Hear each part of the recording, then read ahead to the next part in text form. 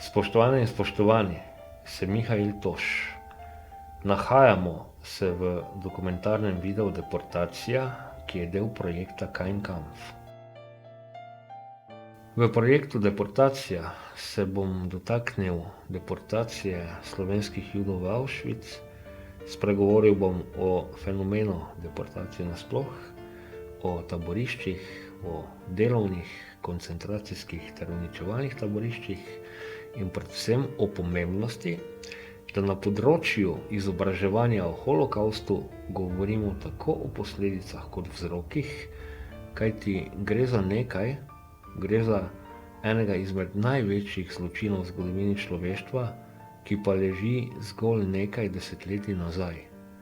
In zato bom v tem videu uporabil tudi material iz dokumentarca Taborišča, kjer o taboriščih, o holokavstu in o nacizmu spregovori tudi Boris Pahor. Tako da v bistvu imamo mi o tem našem, bi rekel, taboriščnem življenju precej kaj povedati, ne? Kot v večini evropskih držav so tudi v takratni Jugoslaviji in seveda Sloveniji prebivali Judje. Naseljevali so pretežno Prekmurje, Lendavo, Mursko Soboto, potem tudi Maribor, Ptuj, Celje in Ljubljano. Glavnina teh Judov se je nahajala v Prekmurju in na datum 26. aprila 1944 je bila večina tudi deportirana v uničevalno taborišče Auschwitz-Birkenau. Kadar je eden protestiral, ne, in je rekel, da pa ko ravnaš sobi, ne, je rekel, veš kaj, tukaj se ravna tako, da edini izhod od tega kraja je tisti dimnik, ki ga boš videl, ko te bodo peljali v bloku, boš videl, kjer imamo krematorij in tako naprej. Edini izhod je tisti. Po doslej znanih podatkih so na ta datum deportirali 367 ljudi. Deportacija je potekala preko zbiranja v Murski Soboti in Lendavi, preko Čakovca na Hrvaškem, preko Madžarske, potem na Poljsko, v uničevalno taborišče Auschwitz-Birkenau in potekala je po tem znanem modelu v vagonih, pod nehumanimi, skrajno nehumanimi pogoji in brez kakršnega koli spoštovanja oziroma tako ali tako z namenom uničenja v uničevalnem taborišču Auschwitz-Birkenau. Edino nemščina je bila tista, ki si je moral poznati, drugače vsi tisti, ki niso nemščine poznali kot jezika, niso vedeli, zakaj kriči, ne. Glavnino deportiranih slovenskih Judov so potem v taborišču uničili 21. in 22. maja leta 1944.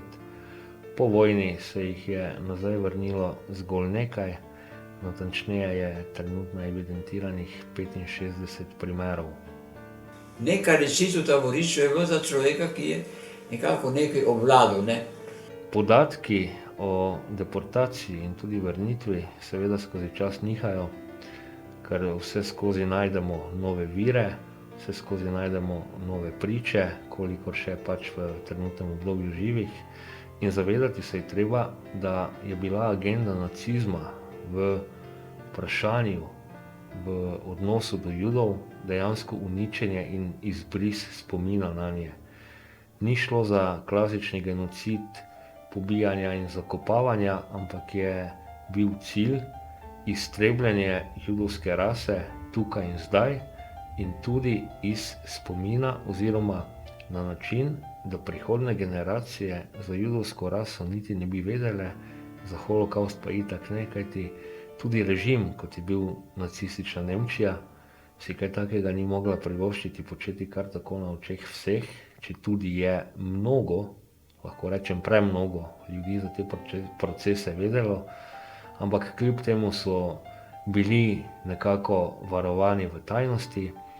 In če pogledamo brutalna uničevalna taborišča, kot so Sobibor, Majdanek, so jih po procesih uničevanja razgradili in želeli prikriti, kakor da jih nikoli ne bi bilo. Glede mladine je važno, da pozna v bistvu obstoj teh taborišč. Na področju holokavsta se moramo zavedati, da je bila agenda nacizma dejansko iztrebljanje judovske rase, in sicer na več nivojih. Iztrebljanje tukaj in zdaj, potem pa tudi iztrebljanje oziroma popoln izbris iz spomina. Z voljo tega so uničevali tudi vso dokumentacijo, ki je evidentirala obstoj judovskih družin. Uničevali so dokumente, ki bi na kakršenkoli način pripomogli k kasnejšemu dokazovanju obstoja teh ljudi. Vse skozi so itak imeli prepričanje, da bodo vojno dobili. In četudi je bil brutalen sistem nacistične Nemčije, so tudi pred lastnimi ljudmi, od katerih jih je sicer mnogo oziroma premnogo vedelo za holokavst, te procese želeli nekako skriti, prikriti. Tako lahko tudi pri uničevalnih taboriščih, kot so denimo Sobibor, Treblinka, Majdanek, opazimo pojav, da so taborišča postavili zgolj za proces uničevanja in jih potem kasneje razgradili, da bi na ta način zločine prikrili oziroma jih enostavno tudi zločine izbrisali, češ da se niso zgodili. No, taborišče Auschwitz-Birkenau je ostalo in na podlagi njega lahko te grozote danes predstavljamo mlajšim generacijam, starejšim generacijam. Vsekakor se moramo zavedati, da izraz tovarna smrti ni pretiran. Dejansko je šlo pri uničevalnih taboriščih za tovarne smrti zgolj z enim namenom, popolnega razčlovečenja in potem seveda uničenja ljudi, in to na temelju popolnega razvrednotenja, popolnega ponižanja in potem seveda smrti na način, kakor da gre za dobesedno odpadke oziroma nekaj, kar je treba iz tega sveta izbrisati. In vse je bilo v bistvu vodeno, s smer je bil krematorij. Tisti je bil edini izhod. In to so ti povedali celo deportiranci sami, ki so potem bili pri kopanju novodošlih, so bili zraven ti, ki so že tam bili, toliko časa zaprti. Ko predavamo, ko učimo glede holokavsta, moramo biti zelo natančni in pazljivi, da se nam ne zgodi pojav, da bi dejansko ta zločin zapadel v nek predal zgodovinskega. Kar želim povedati je, seveda se zgodovina mora ukvarjati s holokaustom, nacizmom in tako naprej, ampak previdni moramo biti, da vsega skupaj ne potiskamo v nek predal v smislu zgodovinskega, češ to je nekaj daleč, onkraj daleč nazaj.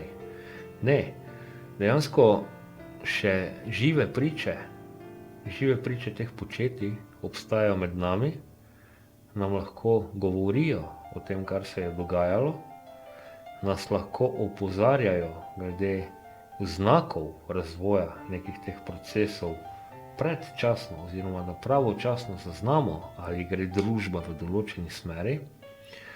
In na taboriščih, ki so ostala, ki jih nacisti niso porušili, lahko vidimo, da so tovarne smrti obstajale in da je človek ne tako dolgo nazaj, tukaj govorimo o nekaj desetletjih, uspel razviti kolektivno zavest, ki je bila sposobna določene, po ideologiji izbrane narode dobesedno brisati oziroma popolnoma odstranjevati iz te družbe in nenazadnje iz kolektivne zavesti. Se pravi, zato se je tem taboriščem reklo tudi Vernichtungslager. Poznamo več vrst nacističnih taborišč, poznamo delovna taborišča, Arbeitslager, poznamo koncentracijska taborišča, Koncentrationslager in poznamo uničevalna taborišča, Vernichtungslager. In treba je vedeti, da so ljudje v uničevalna taborišča bili pripeljani zgolj zato, da se jih uniči, se pravi, oropa, poniža, ubije, sežge in njihov pepel zavrže kakor odpadek, celo do tako močnega ponižanja, da so si nacisti s pepelom sežganih ljudi pozimi posipavali potke po taborišču, da jim ni drselo. Tako daleč je sposoben človek pod vplivom manipulacije, predvsem v tem primeru politike in vodstva neke države iti, da nekoga, ki je še včeraj bil njegov sočlovek v družbi, ki je bil pomemben sočlovek v družbi, Judje so bili pomemben gospodarski in kulturni motor, da je sposoben potem nekdo iti tako daleč, da je v kratkem časovnem obdobju sposoben ubijati dojenčke, starce, če omenim to na tem mestu. Otroci in starke so seveda bili po večini takoj poslani v uničenje, ker si z njimi niso mogli v suženskem sistemu taborišča pomagati.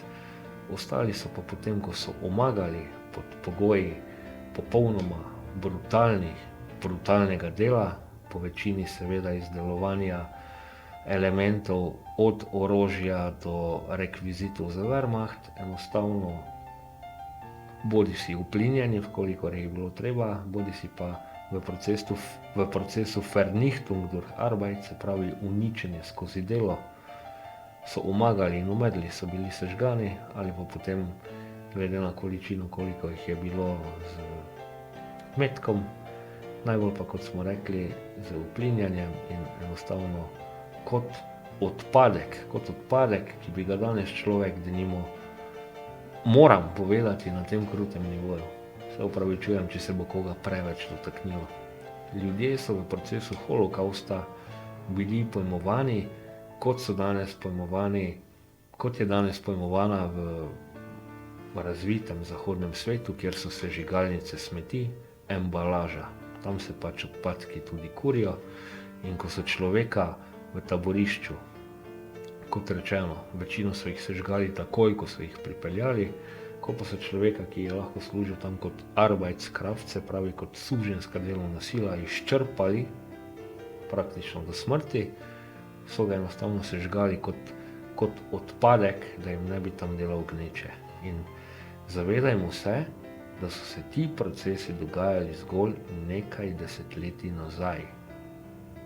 Taborišča, ki so bila taborišča za ujetnike, zaprti kot taborišča, tisti, ki so bili proti nacizmu. To se pravi, ali so jih ujeli v mestu, ali so jih ujeli na deželi, ali so jih ujeli nekako, bi rekel, v kakšni posebni organizaciji, kakorkoli, ne, so bili krivi, da so se upirali fašistični oziroma nacistični Nemčiji, nemškemu nacizmu. To se pravi, da so bili na neki način krivi za Nemce, da so bili organizirani proti njim. Medtem ko so Nemci uničevali Jude, ki so bili narod, žene, otroci, starci, nedolžni. Zaradi kompleksnosti področja holokausta, deportacij, genocidov, moramo to področje obdelovati večplastno. Se pravi, za preprečevanje ne zadostuje zgolj zgodovinski pristop, ki nam nekako detaljirano pokaže posledice, lokacije, nenazadnje tudi kulturo ljudi, kakršno so živeli, preden so bili uničeni, ampak se moramo dotikati tudi vprašanj, čisto denimo na konkretni psihološki ravni, kako lahko neko politično vodstvo zmanipulira ljudi do tega. Potem moramo vedeti, da je holokaust imel tudi konkretno ekonomsko noto, da so imeli preračunano, koliko ljudi je treba peljati v vagonu, da se to nemškim železnicam splača. Celo so si deportirani plačali to vožnjo, plačali so jo nenazadnje z imetjem, ki so jim ga odvzeli. Nenazadnje tudi bi znalo biti, ne moramo čisto konkretno odgovoriti, ali je to bil model, ampak kolikor vem, so obstajali neki izračuni, da če prepeljejo tako in tako število odraslih, se potem lahko otroci peljajo v narekovajih brezplačno. Se pravi, nacistični sistem je prebivalstvo prepričal, da so za vso njihovo bedo krivi Judje. Potem so skozi propagando večletno to podobo Juda narisali v zavest ljudi in potem so imeli prosto pot ga, slehernega Juda iz svojega okolja, na ta način kaznovati. Denimo, ko gledamo kakšne igrane filme, tudi malo novejšega časa, v njih denimo sedaj mi je šla skozi glavo pesem, ko je bil en prikazan kabaret v nacističnem času in potem ta pesem kabaretistka Die Juden sind am Malen schuld celo v neko kulturo tistega časa nacistične Nemčije so upeljevali kulturo neke zabave, v kateri so obdelovali tematiko, da so za vsega krivi Judje. In zato pravim, eno je, če obdelujemo zgodovinskega vidika, kaj se je zgodilo, kdaj se je zgodilo, kje se je zgodilo, koliko je bilo pobitih, da pa v bodoče preprečujemo, pa moramo iti na več plasti našega življenja, kajti nekaj, kar je nekoč bilo, se prehitro pozabi in zato moramo odgovoriti tudi, zakaj je bilo, kako je lahko do tega prišlo, kako je do tega prišlo in kako je vse skupaj potekalo.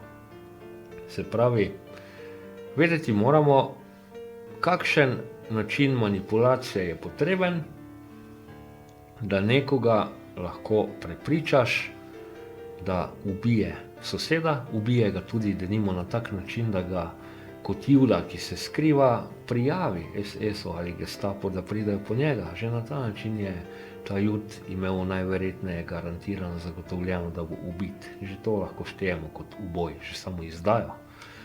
In potem, kako lahko ljudje s tem, da so v tem sodelovali, živijo? Kako je to zanje sprejemljivo, da so sodelovali v genocidu, ki ni bil samo klasičen genocid neke imperialistične narave. V zgodovini poznamo več genocidov in denimo, da so se genocidi dogajali iz ene čist take težnje zavzetja ozemlja in ker je bil narod, ki je tam živel, v napoto so izvedli genocid in ga iztrebili. Zločin vrhunskega nivoja v slabem, kako pak seveda mislim. Ampak, ko stopimo na holokavst, je zraven še ta ideološki momentum in ne Juda iztrebiti samo tukaj in zdaj na nekem določenem ozemlju, ker dela gnečo, če se tako izrazim, ampak Juda kot idejo iztrebiti. To je bil en bistven momentum v holokaustu in zato so te deportacije dejansko tudi potekale na taki industrijski način. Holokaust se kot genocid ni dogajal v krajih, kjer so ti ljudje, ki so bili podvrženi genocidu, živeli, ampak se jih je na industrijski način kot živali pripeljalo v uničevalno taborišče in jih ubijalo tam. Se pravi, vse je bilo sistematizirano, vse je bilo evidentirano, vse je teklo kot dobro namazan stroj, če se takole izrazim. In zavedati se moramo še enkrat in lahko poudarjam to v vsakem videu, ki ga snemam z področja te tematike, jasno nam mora biti, kaj je tisti gumb, ki ga je v ljudeh treba pritisniti, da so česa takega sposobni. In s spoštovanjem do vseh žrtev holokausta, do vseh svojcev, do vseh ljudi, ki so utrpeli kakršnokoli škodo in lahko rečemo sploh do vseh humanih ljudi, moramo biti zelo natančni, zelo odgovorni in zelo skrbni, da preprečimo, da holokaust kadarkoli izgine v pozabo. Mladina bi danes morala vedeti predvsem to, da se pazi. da ne pride na oblast v deželi, v kateri živi neki avtoritaren človek, nekdo, ki skuša nekako vplivati s svojo avtoriteto in tako naprej, ker to je zelo veliko znamenje, da ta človek, če bo le mogel, bo nekako poskušal imeti svojo oblast nad drugimi.